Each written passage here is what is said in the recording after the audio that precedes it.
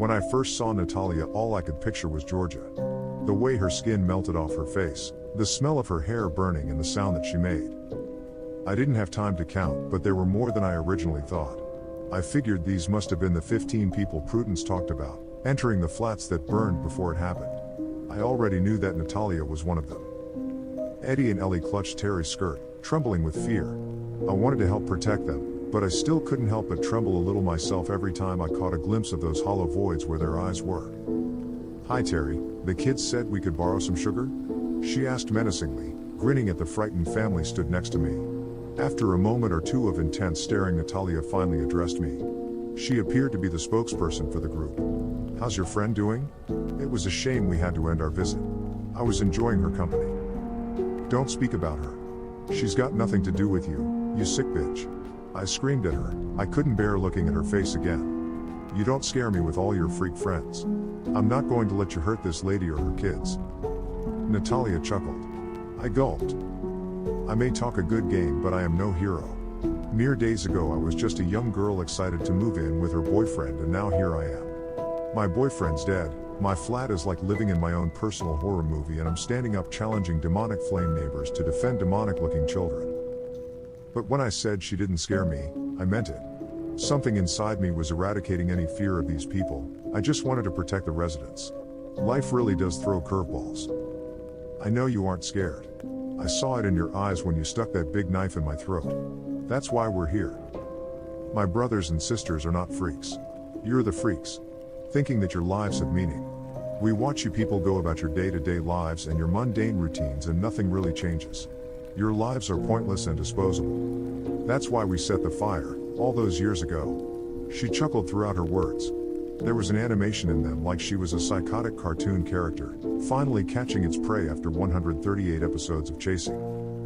"Those people weren't disposable," Terry mumbled, barely a decibel higher than a whisper. "What was that, Terry? Did you have something to say?" Natalia went from psychotic cartoon to school bully. She made my skin crawl.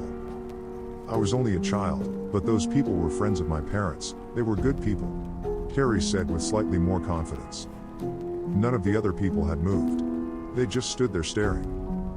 "Why would you burn people alive? What can you possibly gain?" I interjected, taking a slight step between Natalia and Terry and the kids. I could see she was getting ready to go for them, and I couldn't let it happen.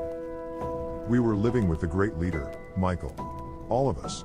Living in the righteous manner that he had directed us to live. She gestured to the people around her. The name Michael appeared to inspire some sort of emotion in the group. Michael's brother Jonathan lived here, on the floor we burned. He let us hang out there sometimes, but he didn't live the righteous way that we did.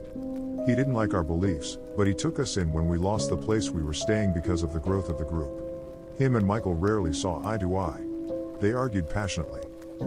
Our group never believed in living within the constraints of societal norms, and we were up at all hours. We came and went as we pleased, embracing freedoms and listened to music as we did introspective work. Terry shoved the kids further behind her and snapped, infuriated. "You were a group of entitled, bratty hippies following some middle-aged, mentally ill twat. Listen to yourself. The stereotypical cultish drivel coming out of your mouth right now," Terry cried. I was shocked at her outburst. Although I couldn't have agreed more. It did sound like cultish drivel. It made me so angry that this was what an entire floor of people died over. As Terry ended her rant, the curtains hanging on the window behind her burst into flames. I jumped and felt my heart skip a beat. "Don't insult us. I'm sick of hearing simple-minded people call us a cult," came from the back row. An average-looking man with dark hair and jeans had piped up, smiling and watching the curtains burn. He had done that. They were all capable of what Natalia had done to Georgia at the very least. For the first time since the people had entered Terry's flat, my nerves of steel had wavered. I realized that we were only alive because they were allowing it so far. We were in big trouble. Terry swiftly shut up and Natalia continued her story. "Michael was the true leader. Not like all the fakes you hear of in the news. The people you're talking about. He was teaching us to build a world of peace and harmony. But he didn't deny that in order to do that you had to eradicate the non-believers. He taught us to embrace the bad in us. To harness it so that we could do extraordinary things." She smiled wickedly as her hands glowed hot coals as she spoke. It may have sounded like cultish drivel, but Michael being a total faker wouldn't explain their powers. Things went wrong when someone went to the police after Michael and Jonathan had a terrible argument one night. When the police arrived, Jonathan told us to go. The group had been planning to leave this building anyway. We'd had nothing but interruption and trouble in our time here. This place is weird. But we had nowhere immediate to go. The police already disliked us after overcrowding the last property. We didn't need any more attention. Michael was furious. We brainstormed in a field for hours who could have done it. I personally suspected the next door neighbor, Mavis. The woman was so nosy, always knocking and asking us to keep noise down, interrupting our spiritual sessions. Michael couldn't make a certain judgment on the person who had done it. All we thought we were sure of was that they had to be on the same floor. So he instructed us to go back that night and eradicate the whole floor and every non-believer who lived there. As you know, we obliged. This incited sick laughter from the crowd. I waited, forcing myself to let her finish. Buying time. We took pleasure in their screams, in watching every man, woman and child go up in flames through their front door windows. It was the first time we'd unleashed all that energy and we felt so powerful. But then as we left the burning hallway behind us and entered the stairwell, this building found a way to fuck us over one more time. I couldn't give you a number on the amount of times we tried to run down those stairs, leave our glorious victory behind us and return to Michael. It didn't matter how many times we tried. We couldn't make it past that floor, the stairs wouldn't let us. It didn't take long before the fire reached the stairwell we were trapped in, burning us all, along with the non-believers. We died just in time for the fire engine to arrive. We may have been dead, but we didn't disappear.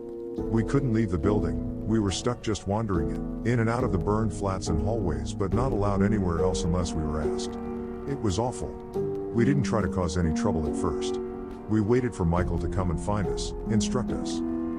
2 months passed and he hadn't come. Instead came confirmation. A newspaper put through the door of the building. Headline news. Tower Block resident Bernie Hemmings information vital to imprisonment of local cult leader on drug charges.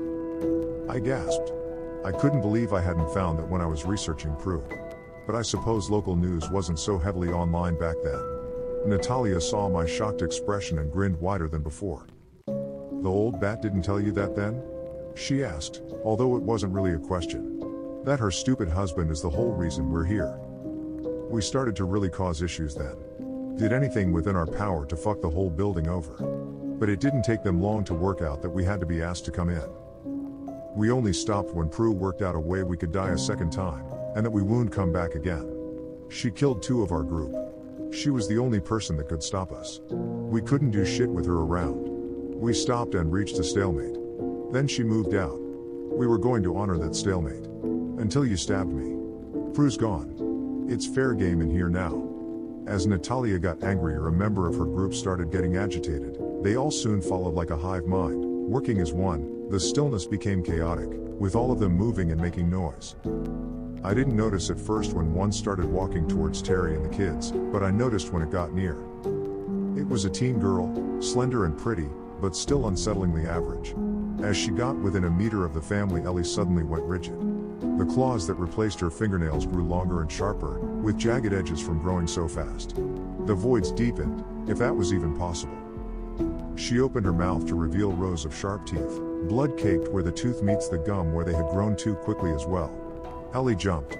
She reached out towards the girl and slashed her face with the claws, leaving deep gouges across her eyes.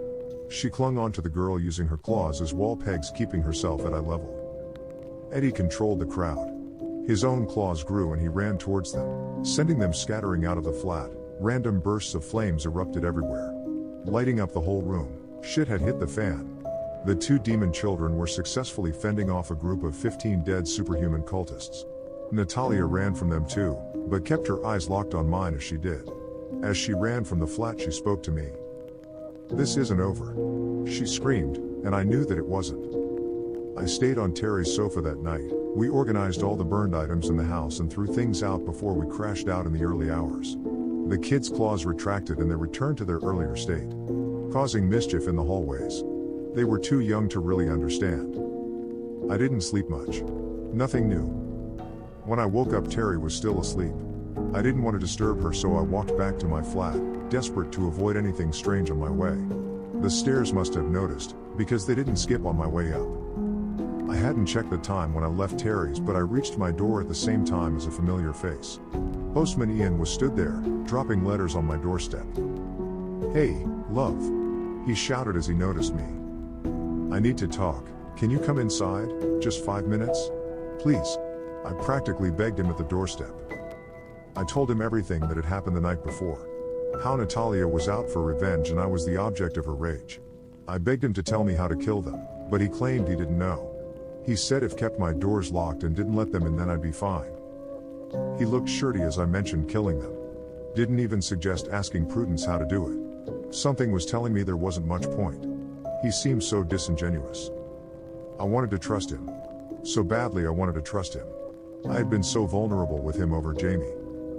But if Prudence Hemmings could forget to mention what Bernie had done, and conveniently never pass on the method to kill these awful people, leaving them around to terrorize her friends and neighbors, then could she be a liar too? Could I really trust Ian? When he provided no answers and no real help, something inside me told me that I needed to get him out of my flat.